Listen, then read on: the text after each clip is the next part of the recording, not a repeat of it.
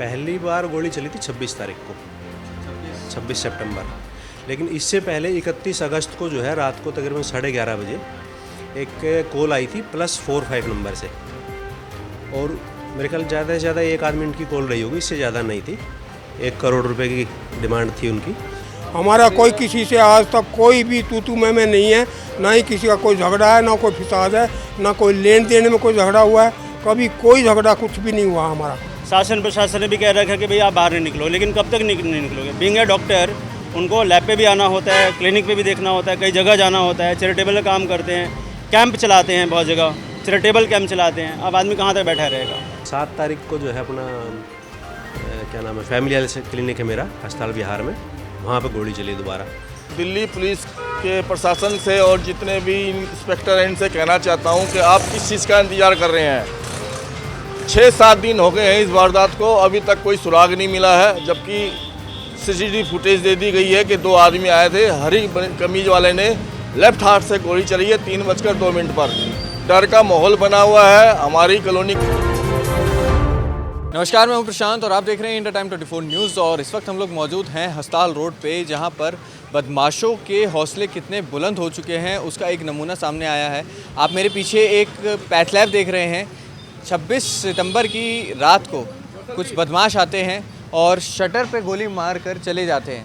पूरा मामला जो है वो डॉक्टर से बात करके आपको बताएंगे। और जो क्लिनिक है, इसके बाद 26 सितंबर को यहाँ पे गोली चलाने के बाद 6 तारीख को इनका जो क्लिनिक हस्ताल विहार के अंदर था, वहाँ पर रात में 3 बजे आके बदमाश गोली मार देते हैं।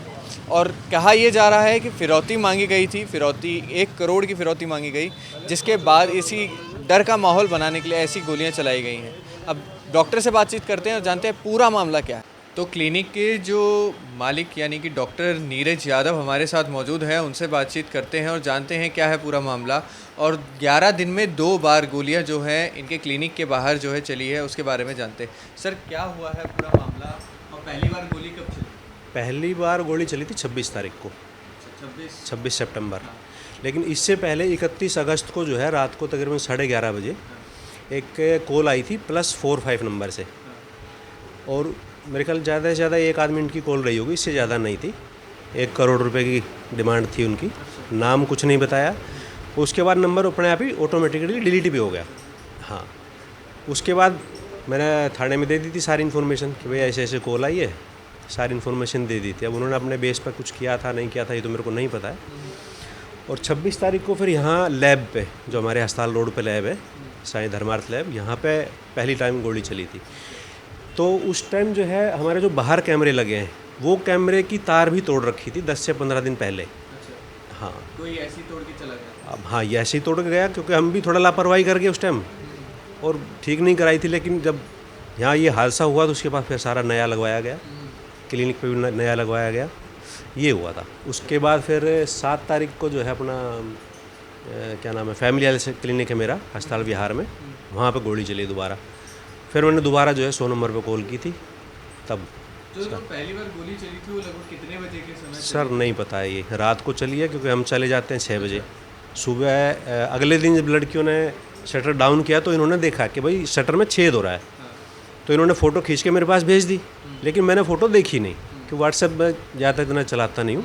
अगले दिन जब आया तो इन्होंने बोला सर ऐसे ऐसे मैंने फ़ोटो भेजी थी आपके पास एक, और उसमें छेद है। मैं पहले बताना चाहिए मेरे को छेद है।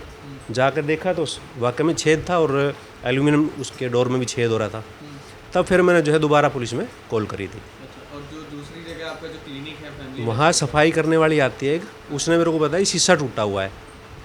मैं शीशा टूटा हुआ तो सामने वाले से जाकर पूछा भाई कल किसी ने पत्थर उत्थर मार दिया था क्या? वो बोला जी कल तो कुछ नहीं हुआ।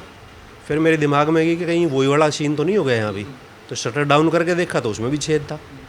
तब जो है फिर तो मामला जो है 7 तारीख का, मतलब 6 तारीख की रात को उस टाइम पे हुआ है वहाँ पर भी। तो पुलिस वालों ने जो FIR है वो भी काफ़ी लेट करके करी है। सर उनका क्या प्रोसेस है ये मेरे को नहीं पता, लेकिन हाँ सारे आए थे वहाँ, पुलिस भी आई थी, थाने से भी आए थे, क्राइम से भी आए थे, ATS से भी आए थे, ACP DCP सब आए थे। तो क्या कुछ बताया कि क्या है वजह, कौन लोग हैं, कुछ पहचान? नहीं, शायद 99% तो कह रहे थे जी पहचान लिया है, हाँ। बस पकड़ना रह रहा है। शायद रात को या कल सुबह जैसे भी होगा पकड़ लेंगे। लेकिन अभी भी 13 तारीख आज हो चुकी है, लगभग 6 दिन का समय जो दूसरी बार गोली चली है उसमें, और अब लगभग 20 दिन का समय जब पहली बार गोली चली तब से। हाँ, वो 26 तारीख को चली थी, 26 और आज 12 हो 13 हो गए ना, आज 26 13 कितने हो गए, 17 दिन हो गए। ये है। तो डॉक्टर साहब बताइए कितना बड़ा खतरा लग रहा है जान का? अभी तो क्लिनिक में गोली चली है, अगर आप बाहर जा रहे हो तो भी गोली चल सकती है अगर फिरौती की मांग हो रही है तो। देखो सर, मारने वाला तो ऊपर है, इंसान के हाथ में नहीं है, लेकिन फिर भी देखो इंसान हो तो डर तो लगता ही है। कहीं ना कहीं जान का रिस्क तो है। बिल्कुल। जब यहाँ चल सकती है तो फिर आप कहीं भी चल सकती, बिल्कुल बिल्कुल, कहीं भी चल सकती है, इसमें कोई डाउट नहीं है। और इसके बाद गोली जब चली है इसके बाद क्या कोई किसी का कॉल वगैरह आया है? नहीं, फिलहाल कोई कॉल नहीं है। अब कोई कितना अंदर डर है इस बात का कि क्या पता परिवार वालों के ऊपर भी हमला कर सकते हैं? परिवार वालों का तो मेरे को नहीं लगता है, क्योंकि देखो हमारा काम ऐसा है कि मैं यहाँ चैरिटेबल अल्ट्रासाउंड करता हूँ, चैरिटेबल अपना लैब चला रहा हूँ, तो 1% मैं ये भी मान के चलता हूँ हो सकता है कहीं ये भी कारण हो, क्योंकि जब हम यहाँ करते हैं बाकी लोग खाली बैठते हैं तो कहीं ना कहीं दुख दर्द तो होता ही उनको, यार ऐसे ऐसे हो रहा है, तो वो भी हो सकता है, कोई बड़ी बात नहीं है। हो सकता है वैसे कोई धमकाने के लिए कर रहा हो, फिरौती के लिए कर रहा हो, जैसे कॉल आई थी बताया पहले, तो कुछ भी हो सकता है, इसमें नहीं कह सकते हैं। कॉल पे क्या आपको जान से मारने की धमकी वगैरह भी दी गई थी? उस टाइम नहीं दी गई थी, उस टाइम सिर्फ ये बोला था कि जी हम आपको जानते हैं अच्छे से, कहाँ कहाँ क्या क्या आपकी प्रॉपर्टी है, क्या करते हो, सब कुछ पता है, और इतने पैसे चाहिए।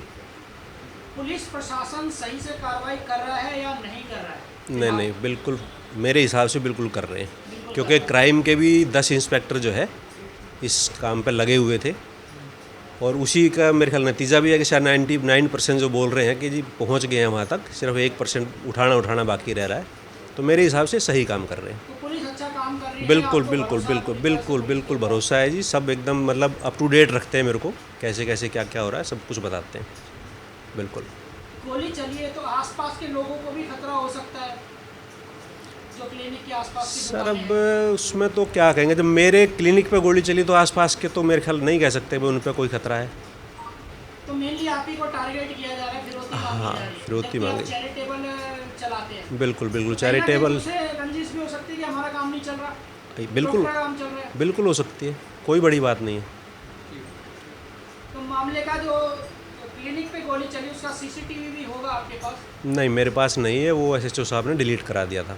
डिलीट हो गया वो? हाँ, किसी के पास तो अवेलेबल होगा, शायद पुलिस के वो तो पास हो। सरकारी कैमरा है शायद जो आपके नहीं, मेरा है वो। हाँ, वो एक सरकारी भी लगा हुआ है वहाँ, सरकारी भी कैमरा है। लेकिन सरकारी में आया नहीं होगा, क्योंकि उसका जो फेस है वो दूसरी तरफ है। तो आपका जो सीसीटीवी फुटेज था जिसमें आपके कैमरे में जो रिकॉर्ड हुआ था SHO साहब ने डिलीट करवा दिया अपने पास लेकर? नहीं, डिलीट नहीं कराया, मतलब अपने पास मैंने जो उसकी रिकॉर्डिंग करी थी ना अपने कैमरे में, वो डिलीट कराई थी, बाकी तो उनके पास है सारा। अच्छा, मतलब उन्होंने अपने पास रख वो लिया? अपने पास रख लिया है, हाँ, उनके पास तो सारा है। आपकी DVR रख ली पुलिस वालों ने? हाँ, जो वो होती है ना हार्ड डिस्क जो होती है DVR वो, हाँ। तो फिलहाल आपके पास सीसीटीवी जो नहीं, मेरे पास नहीं है। कोई पहचान वगैरह आपने भी देखा हो तो क्या नकाब वगैरह पहन के आए थे? टोपी पहन रखी थी दोनों ने, चेहरा ढका हुआ था पूरी तरह से, तो क्या पहचान होगी इसमें कुछ। इससे पहले भी एक बार जो है चोरी हुई थी मेरे वहाँ ना, दिसंबर में, फरवरी 23 में, तो एक एंगल वो भी हम सोच रहे हैं कि शायद वही लोग हों, क्योंकि 7 लाख रुपए की चोरी हुई थी कैश में, 7 लाख रुपए की चोरी हुई थी, उसमें भी कोई नहीं पकड़ा गया, उसमें भी जो बिल्कुल चेहरा ढका हुआ था, सिर्फ आँख बाकी थी भाई, सिर्फ दिख सके। मतलब ब्लैक मास्क पहन रखा था एक तरह से? वो होती है ना अपनी जैकेट होती है, ठंड का टाइम था ना, जैकेट थी सफ़ेद कलर की, बिल्कुल ढकी हुई थी। हाँ, तो कह सकते हैं कि आपको कोई ना कोई है जो टारगेट कर रहा है लगातार, और लगातार आप पर नजर बना बिल्कुल नज़र रखे हुए है, इसमें कोई डाउट नहीं है। हाँ, ये लगभग 25 या 26 तारीख को यहाँ गोली मार के गए हैं। उसके बाद में पुलिस को भी इन्फॉर्म किया है, लेकिन वैसे ही कागजी कार्रवाई पूरी करके पुलिस वाले भी कुछ नहीं कर पाए, और इसके बाद में फिर ये क्लिनिक पे भी गए हैं, वहाँ भी गोली चलाई है रात के 3 बजे के बाद में। उसके बाद भी पुलिस की कोई कार्रवाई नहीं है, कोई पकड़ा नहीं गया आज तक, ना ही कोई कोशिश कर रहे हैं, ना कोई पुलिस का कोई जवाब देने का कोई मतलब ही नहीं है, उनका कोई जवाब ही नहीं दिया है, ना करते कितना डर बना हुआ है आपके बेटे हमें के ऊपर? डर इतना बना हुआ है कि कई चीज़ तो बिल्कुल सहम जाता है, भूल भी जाता है, रास्ता में ऐसे कहते सब भूल जाता है, सब कुछ मेरे से भी नहीं बताई उसने, डर के मारे क्या है, अब भाई कभी पापा को गोली ना मार दे कोई, उन्होंने मेरे से नहीं बताई, घरवाली को, अपनी मम्मी को भी नहीं बताई कि कभी गोली इनको मार दे, ये कर दे। हमारा कोई किसी से आज तक कोई भी तू मैं नहीं है, ना ही किसी का कोई झगड़ा है, ना कोई फिसाद है, ना कोई लेन देन में कोई झगड़ा हुआ है, कभी कोई झगड़ा कुछ भी नहीं हुआ हमारा। हाँ, घर का माहौल बना हुआ है। घर के माहौल में, बल्कि हमें तो आपकी दुकान है उधर बगल में? हाँ सर, मेरा नाम वेद वर्मा है। मेरी क्लिनिक के साथ में मेरी दुकान है। मैं इतना कहना चाहूँगा कि 25-26 तारीख को यहाँ गोली चली है और उसके 10 दिन बाद हस्ताल बिहार के अंदर जो इनकी क्लिनिक है वहाँ चली है। अब मैं दिल्ली पुलिस के प्रशासन से और जितने भी इंस्पेक्टर हैं इनसे कहना चाहता हूँ कि आप किस चीज़ का इंतज़ार कर रहे हैं।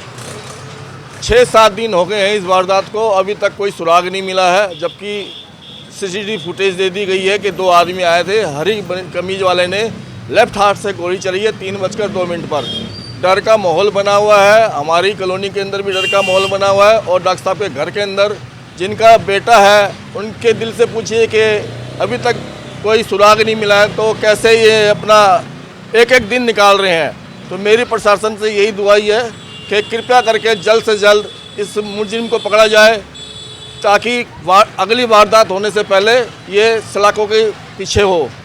सर, ये जो घटना हुई है इससे कितना ज़्यादा दहशत का माहौल जो है आप लोगों के घर के पास? दहशत का माहौल तो बहुत ज़्यादा है, क्योंकि अगर राजधानी के अंदर आदमी सुरक्षित नहीं हो और ख़ास तौर पे जो डॉक्टर के प्रोफेशंस में है, तो आम आदमी की क्या कह सकते हैं, आम आदमी की तो कोई गारंटी नहीं है।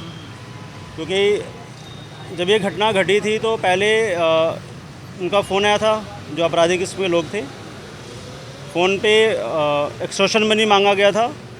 इसको इग्नोर कर दिया गया डॉक्टर साहब के द्वारा कि ऐसा हो सकता कि ऐसे किसने कर दिया कॉल। उससे कुछ हफ्ते दिन के बाद 26 सितंबर को यहाँ फायर किया गया था। इसकी कॉपी भी जा कर के थाने में एफआईआर कराई गई थी। उसके बाद ठीक 10वें दिन जो है क्लिनिक पर जो है साल विहार के अंदर वहाँ भी फायर कर दिया गया था। तो मामला तो बहुत सीरियस है। और उसके बाद भी 100 नंबर पे कॉल किया गया था। सारे शासन प्रशासन आए थे, ATS आई थी, सारे के सारे क्राइम ब्रांच आए थे। उन्होंने पूरा मौके वारदात का मुआयना किया है, सबके बयान भी दर्ज किए, इसमें हमारे भी बयान लिए गए हैं। और प्रशासन कोशिश कर रहा है पकड़ने के लिए, लेकिन एज सच तो अभी तक कोई बदमाश या कोई अपराधी इस केस में जो इन्वॉल्व थे अभी तक पकड़े नहीं गए। तो शासन प्रशासन से हम रिक्वेस्ट करेंगे कि भाई इस मामले को जल्द से जल्द सुलझाएं, क्योंकि लाइफ थ्रेटेंड का बात है। अगर एक प्रतिष्ठित कोई डॉक्टर के ऊपर कोई इस तरह का ब्लेम लगाया तो आम आदमी की आप समझ सकते हो, भी राजधानी दिल्ली के अंदर की क्या उसकी स्थिति हो सकती है। हम लोग अटैच रहे हैं डॉक्टर साहब, हमेशा शुरू से ही रहे हैं। परिवार है, बच्चे हैं, सबके भी, डॉक्टर साहब के भी। अभी आगे बाहर निकलना पड़ता है कई काम से, अब आज के डेट में बाहर नहीं निकल सकते हैं। शासन प्रशासन ने भी कह रखा है कि भाई आप बाहर नहीं निकलो, लेकिन कब तक नहीं निकलोगे। बीइंग ए डॉक्टर उनको लैब पे भी आना होता है, क्लिनिक पे भी देखना होता है, कई जगह जाना होता है, चैरिटेबल काम करते हैं, कैंप चलाते हैं, बहुत जगह चैरिटेबल कैंप चलाते हैं। अब आदमी कहाँ तक बैठा रहेगा। तो बस वही शासन प्रशासन से रिक्वेस्ट है कि इस मामले को जल्दी से जल्दी देख करके त्वरित कार्रवाई करके इसको मामले को शॉर्ट आउट किया जाए। तो जो डॉक्टर हैं उनसे हमने बातचीत की और आपने सुना कि किस तरीके से डॉक्टर बता रहे हैं कि 99% पुलिस वालों का कहना है कि वो अपराधियों के करीब पहुंच चुके हैं, बस उनको पकड़ना रह गया है। देखते हैं कब तक उनको पकड़ा जाता है और उनके ऊपर उचित कार्रवाई होती है। कैमरा जर्नलिस्ट अभय के साथ प्रशांत, इंडिया टाइम 24। खबरों से खबरदार रहने के लिए चैनल को सब्सक्राइब करें और प्रेस करें बेल आइकन। भगत चंद्रा हॉस्पिटल विश्व की सभी आधुनिक और बुनियादी सुविधाओं से परिपूर्ण एक world class multi speciality hospital, Mahavir enclave Palam Dabri road पर स्थित साउथ वेस्ट दिल्ली का एकमात्र मल्टी स्पेशलिटी हॉस्पिटल, जहां 24 घंटे आपकी सेवा में उपलब्ध हैं वेल क्वालिफाइड डॉक्टर्स और हेल्पिंग स्टाफ। डॉक्टर CM भगत द्वारा स्थापित भगत चंद्रा हॉस्पिटल आपकी सेहत का ख्याल रखना ही इसकी प्राथमिकता है, वो भी अफोर्डेबल रेट्स में।